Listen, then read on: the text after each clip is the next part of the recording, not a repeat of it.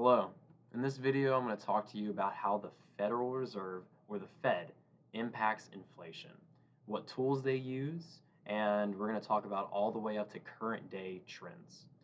The way I'm going to go about this is I'm actually working on a PowerPoint presentation for my technical writing class, and I'm giving this presentation tomorrow on this exact same topic.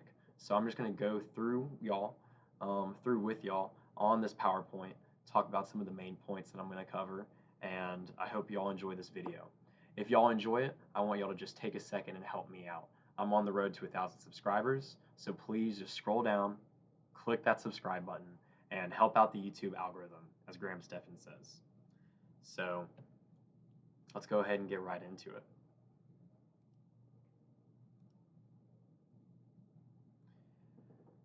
How many of y'all are sick of paying $4 plus per gallon of gasoline to fill up your cars? I know I am too. My name's Nathan Raleigh, and ever since the COVID pandemic of March of 2020, I have been following closely personal finance and all things that the Federal Reserve does. Today, I want to take 5 to 10 minutes to talk to you about the Federal Reserve System and what they're doing to combat today's rising inflation. So overall, what we're going to discuss is we're going to talk about what the Federal Reserve System is, what their job is, and that job can be described as the dual mandate. I like this image because you can think of it as they're trying to balance two things in the dual mandate. On one side, that's price stability, and on the second side of the dual mandate, the Fed is trying to maximize employment of people in the United States. Also, we're going to cover the tools that the Federal Reserve uses to combat inflation. Their main tool, and the one that we need to focus on, is the federal funds rate. This is a rate set by the Fed that does many things, can help speed up, slow down the economy, and combat inflation. Lastly, I want to talk about inflation in today's standards, the rising inflation that we've seen, and what the Fed is doing today to combat that rising inflation. So right here is that same image. You can think of it as right at the center of this teeter-totter is the Federal Reserve System. And it's their job to make sure that we're seeing a balance in price stability, which what you can think of price stability is the lack of huge inflation or deflation. Whenever you go to buy a carton of eggs, you want it to say, let's say it cost $1 to buy a carton of eggs today.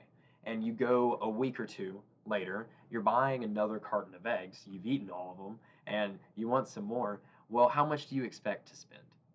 $1. You don't want to be spending $10, $15 on the same thing you just bought, because that doesn't seem fair.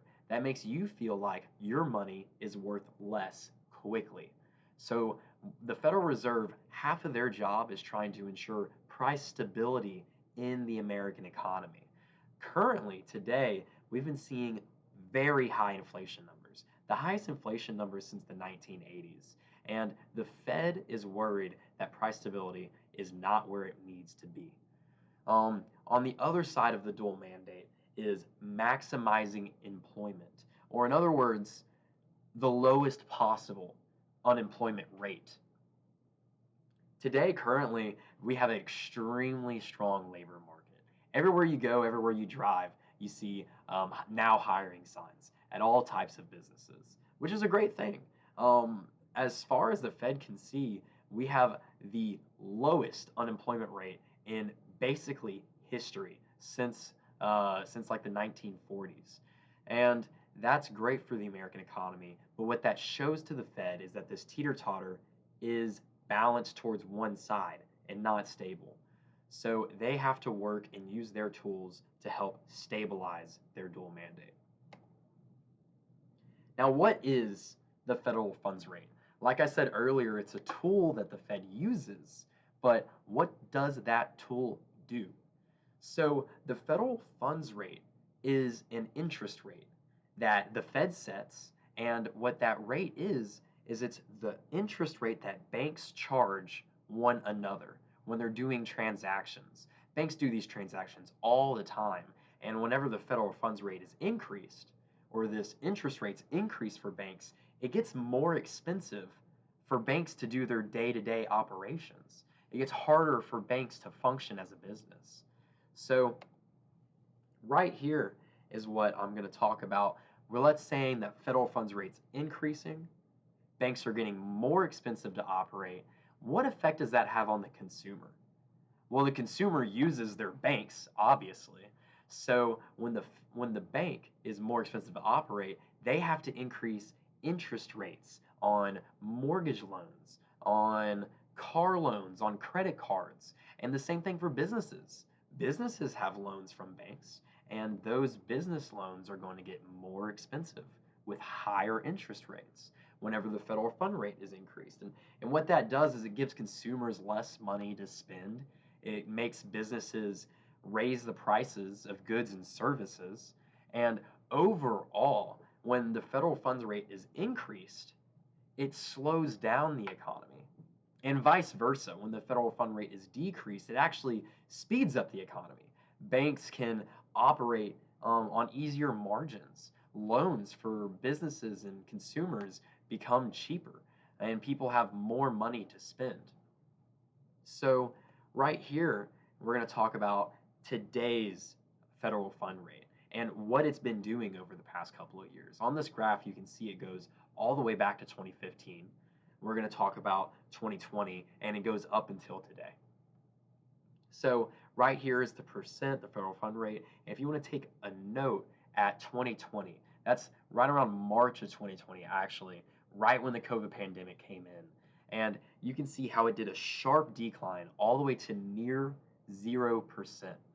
And what that means is that is as easy as banks can possibly operate. That is the simplest, the fastest that money can flow throughout the economy. The reason this happened was whenever COVID happened, March of 2020, many people got unemployed. Many people were scared. They had to hold their money because they were worried that the economy was going to break. Everything was going to shut down. So what the Fed did in order to ease people's worries, ease people's pains, is they lowered this rate to say, hey guys, it's okay.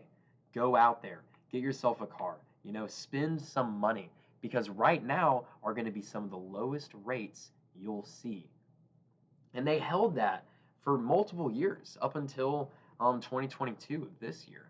They held this near 0% federal fund rate. And what's happened since then is inflation has started to rise because partially of the low federal funds rate. Money's been flowing.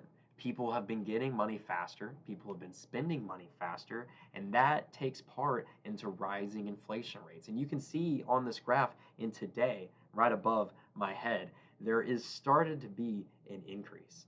That means that the Fed has decided to start raising the federal fund rate in order to combat today's rising inflation.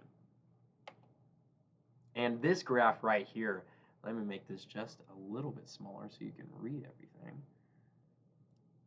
There you go. So this graph right here is the inflation rate as reported by the CPI, the Consumer Price Index. And this is on an annual rate, and it goes all the way back to mid-2021, which is when we started to see a noticeable increase in inflation.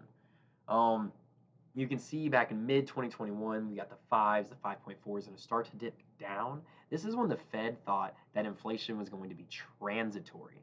And what transitory means is they thought everyone was going to get a whole bunch of money really quick from all of the stimulus checks. They were going to spend it. Inflation would rise, and then it would come right back down because people wouldn't have that money anymore. Well, that hasn't happened. The consumer has acted different than they ever have acted before. And what's been happening is inflation has continued to rise. The transitory opinion of the Fed originally proved to be wrong.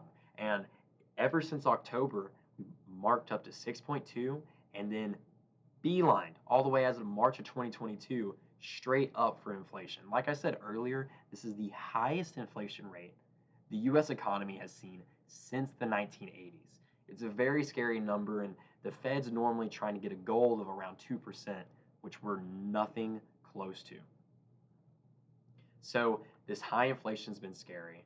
We're really hoping to see it start to ticker down as the economy slows down because of the inflation rate, the federal funds rate, sorry, that has been rising. So in summary, right here we have the Fed. It's their job to make sure that the dual mandate is balanced.